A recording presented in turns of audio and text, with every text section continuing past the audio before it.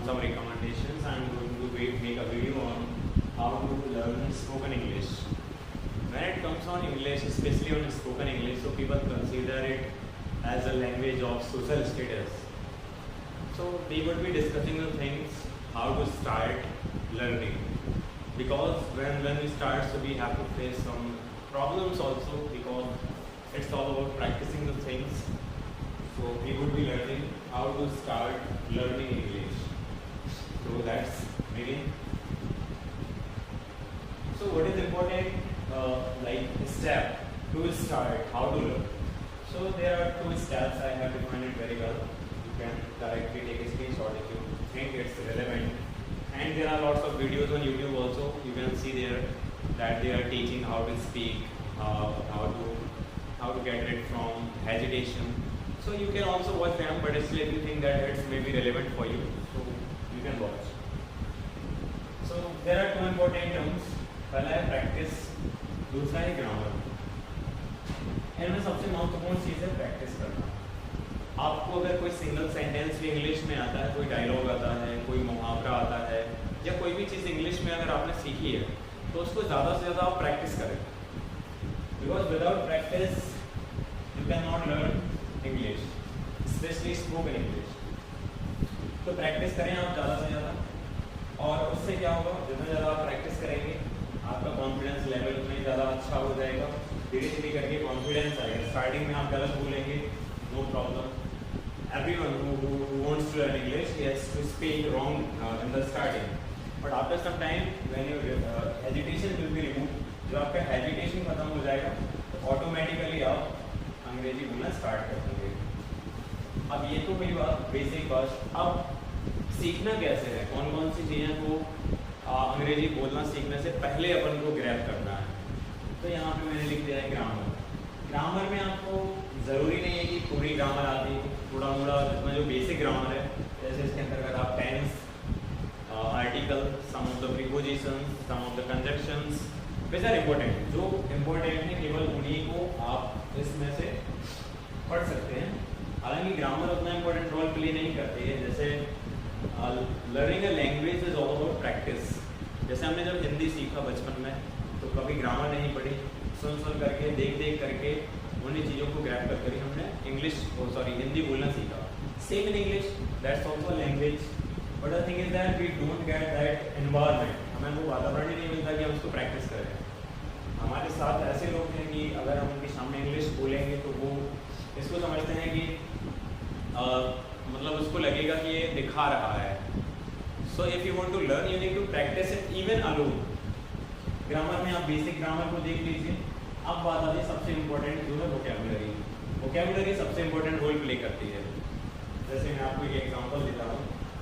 जैसे मैं आपसे कहूँ कि it is a very important thing, and in place of important if I use some different words which are not understood by everyone, so you would think that I am a good English speaker, like there is a word necessary in place of important. So when we use some words, जब हम ऐसे शब्दों का इस्तेमाल करते हैं, तो कहीं ना कहीं आपके इंग्लिश के लेवल को दिखाता है कि हाँ, और आपका प्रोनाउंसिएशन, वोकैबुलरी प्लस प्रोनाउंसिएशन आपका जितना अच्छा होगा, इंग्लिश आपकी उतनी ही बेहतर हो जाएगी। जैसे कुछ लोग इंग्लिश बोलते हैं, वास्तव में यह इंग्लिश होता है। यहाँ पे एक वर्ड होता है, प्रोनाउंसिएशन की बात कर रहे हैं। जैसे ये है, इसको अपन पढ़ेंगे जेब्रा। कुछ लोग पढ़ते हैं इसको जेब्रा, बट इट्स नॉट जा। ये जा नहीं है, ये जा है, जा, जेब्रा। तो जा, जेड को हम हमेशा जा पढ़ते हैं, ना कि जा। कुछ लोग जीरो, ये एक वर्ड है, इसको कुछ लोग पढ़ते हैं जीरो। ये जीरो नहीं, ये जीरो होता है। तो मतलब प्रोनाउंसिएशन को आप धीरे धीरे बेहतर करेंगे। वोकैबुलरी को जितना स्ट्रॉन्ग करेंगे, उतना ही ज़्यादा प्रोनाउंसिएशन आपका बेहतर होगा, और जैसे ही प्रोनाउंसिएशन बेहतर होगा, आपका इंग्लिश बोलने का जो लेवल है वो धीरे धीरे इंक्रीज होने लगेगा। तो वोकैबुलरी कैसे बनाएं? इसके लिए आप न्यूज़पेपर प्रेफर कर सकते हैं, जिससे आपको ना केवल करंट अफेयर्स की इश्यूज पता होंगे, बल्कि आपकी वोकैबुलरी बहुत हद तक सही हो जाएगी। क्योंकि we get lots of words in a day, and every day if you read newspapers you will find that some words are repetitive. Today if I have learned 5 words, so after some time there would be the same words. and when you will try to use them in speaking, so you will find that it's relevant and it's helpful also. अब newspaper कौन सा पढ़ना है? English में mostly ये 3-4 newspaper सबसे important है, Hindu, Indian express, times of India. If you are preparing for something, so you can definitely prefer for Hindu, but cross मैंने इसलिए लगा रखा है क्योंकि आपको अगर इंग्लिश सीखने के लिए हिंदू पढ़ना है तो वो उतना ज़्यादा हेल्पफुल नहीं होगा क्योंकि इसकी लैंग्वेज थोड़ा सा डिफिकल्ट है. मैं टाइम्स ऑफ इंडिया पढ़ता हूँ, मुझे लगता है कि ये काफ़ी इजी लैंग्वेज में है. आपका इंडियन एक्सप्रेस हो गया, ये भी काफ़ी इजी है. तो आप अगर स्टार्ट करना चाहते हैं तो इन दो में से किसी एक को प्रेफर कर सकते हैं. इसके अतिरिक्त कुछ अंग्रेजी की किताबें, कोई भी किताब हो, चाहे वो लिटरेचर से रिलेटेड हो, स्टोरी बुक्स हो, किसकी बायोग्राफी हो, जैसे there is a book Wings of Fire, Agni ki Udaan, which is about Abdul Kalam, doctor APJ Abdul Kalam, तो मिसाइल ऑफ इंडिया. सो उनके बारे में आप इस तरह की बुक्स को प्रेफर कीजिए. धीरे धीरे उससे पढ़ने की आदत भी बनेगी और आपकी वोकैबुलरी भी धीरे धीरे स्ट्रॉन्ग होने लगेगी. इसके बाद अगर हम बात करें कुछ यूट्यूब से हेल्प लें, जैसे कुछ यूट्यूब पे ऐप्स हैं, अगर मैं चैनल्स हैं, चैनल्स में जैसे स्पोकन इंग्लिश गुरु करके चैनल है, वो मुझे बहुत हेल्पफुल लगा. इसके अतिरिक्त एक सरताज सर हैं, तो वो भी ठीक है. इसके अतिरिक्त कई सारे और यूट्यूब चैनल हैं जो आपको सपोर्ट करेंगे अंग्रेजी सीखने में, तो आप यूट्यूब से डेफिनेटली मदद ले सकते हैं, नो प्रॉब्लम इन दैट. इसके अतिरिक्त कुछ ऐप्स, जैसे आपका एक कामली है, कामली ऐप्स पे आप विदेशी लोगों से चैट कर सकते हैं, हालांकि एक पेड ऐप है. There is a website called Omegle. Omegle भी एक अच्छी वेबसाइट है स्ट्रेंजर्स से बात करने का, चाहे वो आपके विभिन्न कंट्रीज से, different countries, we can find the people from different countries on Omegle. But nowadays कुछ लोग इसका दुरुपयोग करने लगे, तो ये उतना हद तक यूजफुल नहीं रह गया है. तो आप ओमेगल के स्थान पे आप कामली को फॉलो कर सकते हैं. थोड़ा सा बेसिक्स आपका कवर हो जाए तो आप कामली पे आप पेड सब्सक्रिप्शन भी ले लीजिए, उतना ज़्यादा महंगा भी नहीं है, आसानी से आप कर सकते हैं. और इसके बाद हम बात करते हैं कि आखिर अंग्रेजी सीखना ज़रूरी क्यों है, why it's necessary to learn English. देखिए, अंग्रेजी भी एक लैंग्वेज है. It's about the others language, it's like other languages. There are 22 languages in our nation which are defined in the Constitution. अनुसूची 7 में आई थिंक, 8 में, अनुसूची 8 में इसको डिफाइन किया गया है, जहाँ पर आपकी 22 भाषाओं को बताया गया है, भारत की ही है वो. तो आप ऐसा नहीं है कि इंग्लिश ही इम्पोर्टेंट है. हाँ, अगर आप कंपेरेटिवली देखेंगे तो वर्तमान समय में अंग्रेजी का यूज ज़्यादा हो रहा है. As someone is speaking in front of you in English, then you would be considered as a scholar, even if you don't have the knowledge of the things, even if you don't know about the science. But I am answering gharshan, I am saying our definition about gharshan, and the second person is talking the same thing in English. So you would be thinking that yes, he is smarter than me. But it is not like that. A good person who knows very well that language is just a way to express, not it doesn't decide your knowledge. Knowledge is a very different thing, and language is just a thing where you can express your thoughts. So संविधान में आपका English इसलिए भी ज़रूरी हो जाता है कि article 343 of the constitution says that कि भारत की राष्ट्रभाषाएं दो हैं, राजभाषाएं, भारत की राष्ट्रभाषा नहीं है. तो वहाँ पे इम्पोर्टेंट हो जाता है कि हाँ, अगर आपको अंग्रेजी आती है तो ऑफिशियल जो वर्क होते हैं वो ज़्यादातर इंग्लिश में ही होते हैं.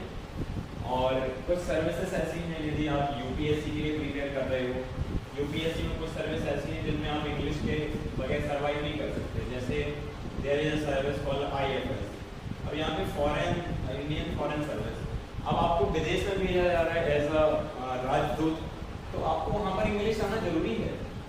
आपको यदि साउथ इंडिया में रहना है, अगर आपका ड्रीम है कि भाई मैं इंडिया की सभी प्लेसेस पे विजिट करूँ, आपको साउथ इंडिया अगर जाएंगे आप महाराष्ट्र से, इवन इन महाराष्ट्र, गुजरात, नीचे आप जाओगे कर्नाटका है, तमिलनाडु है, गोवा है, वहाँ पे इंग्लिश अगर आपको नहीं आती है तो आपको फील होगा कहीं ना कहीं कि हाँ, मुझे इंग्लिश आती तो ये ज़्यादा बेहतर होता.